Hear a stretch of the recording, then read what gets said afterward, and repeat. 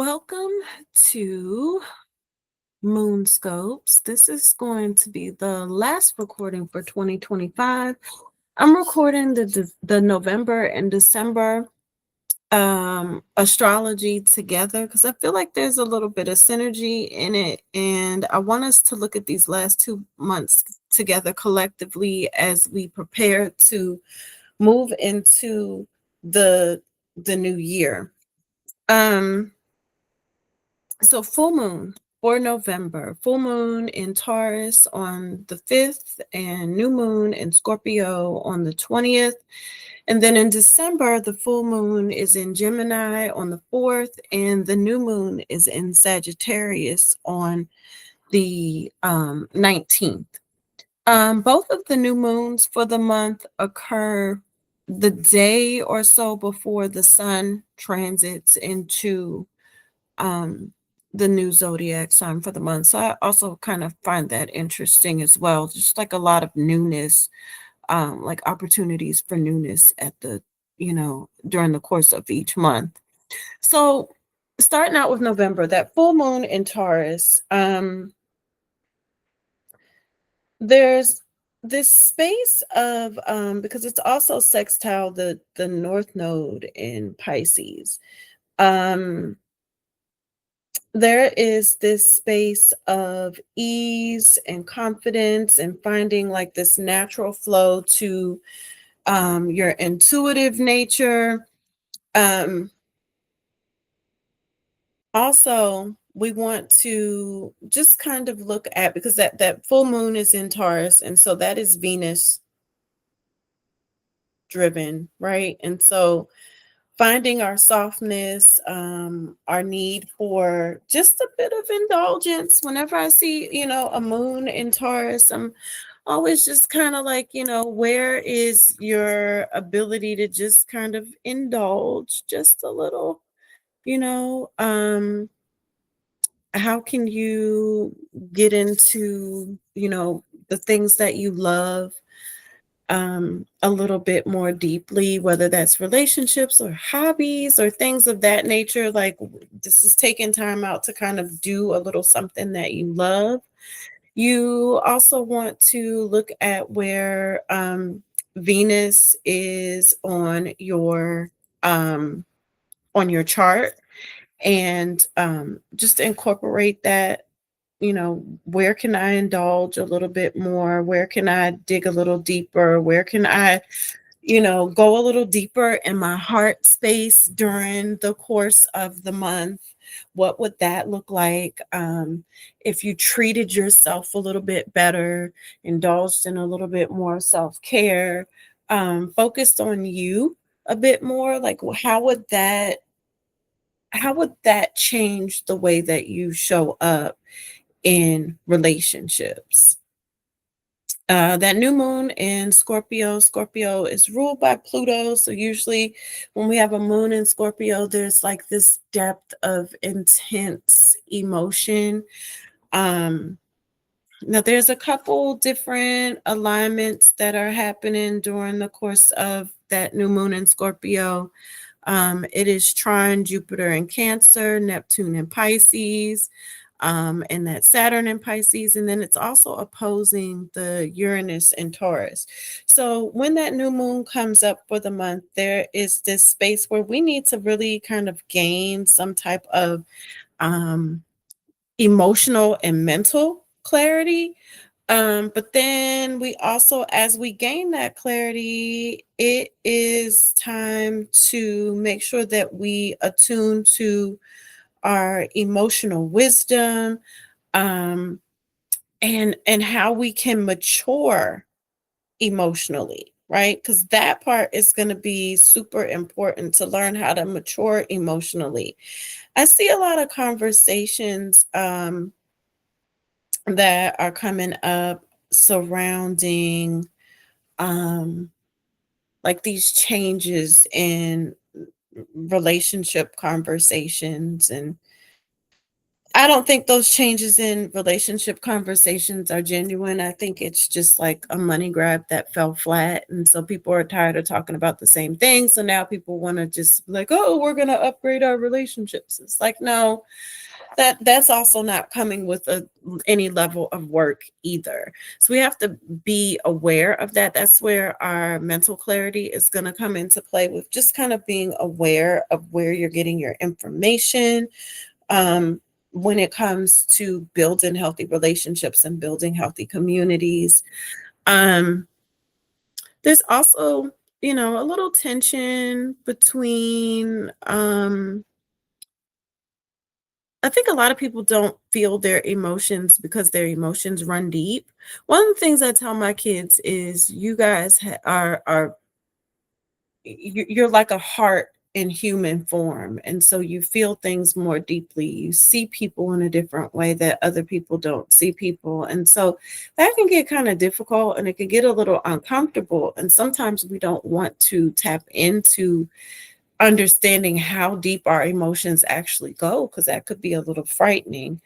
um and so definitely with this new moon in Scorpio, and also that full moon in Taurus, learn how to flow intuitively where your feelings are concerned. Go places where your feelings and emotions are respected.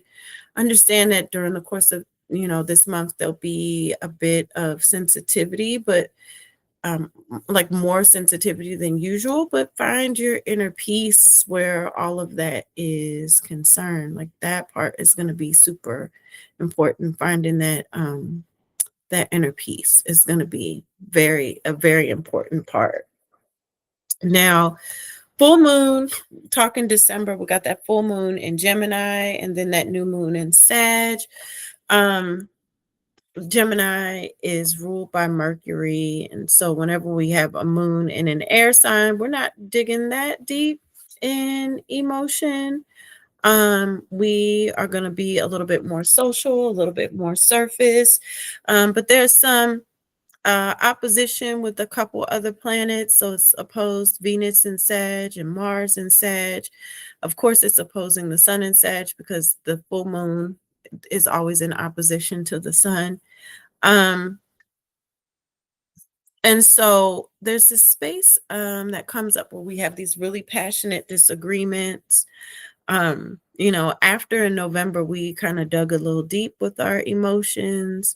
By December, we may have some conflict with what we felt like we desired. It's like, oh, I always thought I wanted this, and I always really wanted, because there's Venus in Sag has this kind of deep yearning, right?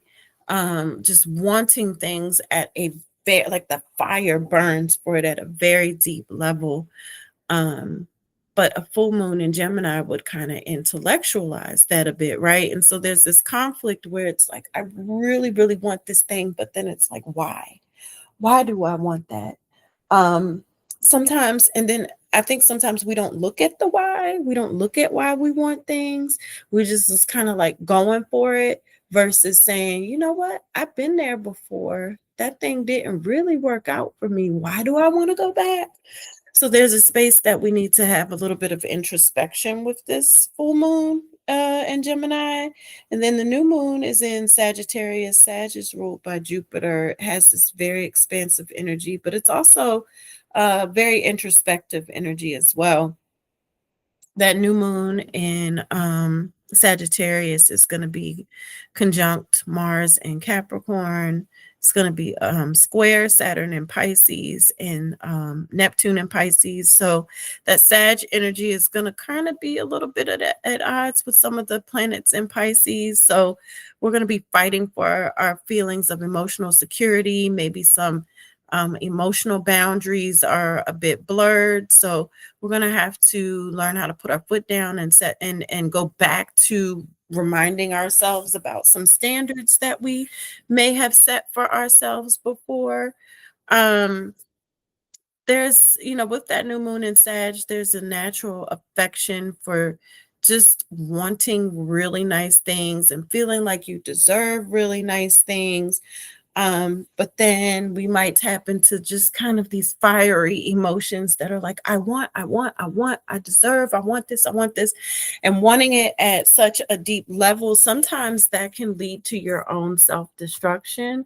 So we need to really take full scope and really pay attention to um why we're going after the things that we say we want. Like, why do you even want that? How is that going to serve you? How is that going to help you serve others? Like, why is it that you want that thing? Why would you not want to dig a little deeper and try some other things? Like, if you like, why are we going back down a path that we know already didn't work? Um, why are we going towards a place where it's like, oh, I have chemistry here, but like, is chemistry enough? Don't you need something different? And so, at the base of this conversation is also being able to be truthful and honest with yourself about what you need versus what you want. So, that is how we are going to wrap the year. That's how we wrap up 2025, and just kind of asking ourselves these questions so we can move into 2026 with a space of clarity and just some emotional wisdom and emotional balance, so we're not taking old things um that didn't work into the new year. And I think that part is going to be super important, because as things fall away, we can't scramble to pick them back up and try to carry them with us just because that's what we're used to carrying.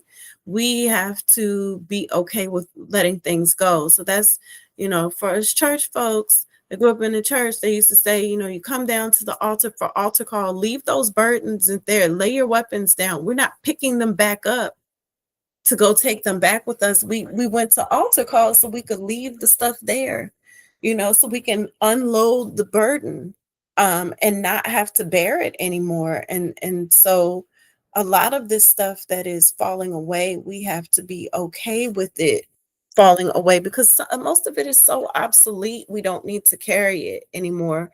And we need to leave space for the new things that we really are supposed to have, and the new spaces and the new ways that we're supposed to operate. So prepare for 2026. If you have not gotten with me to do your 2026 reading or your 2026 grimoire, please message me at 3L Love Light Lucid at gmail.com.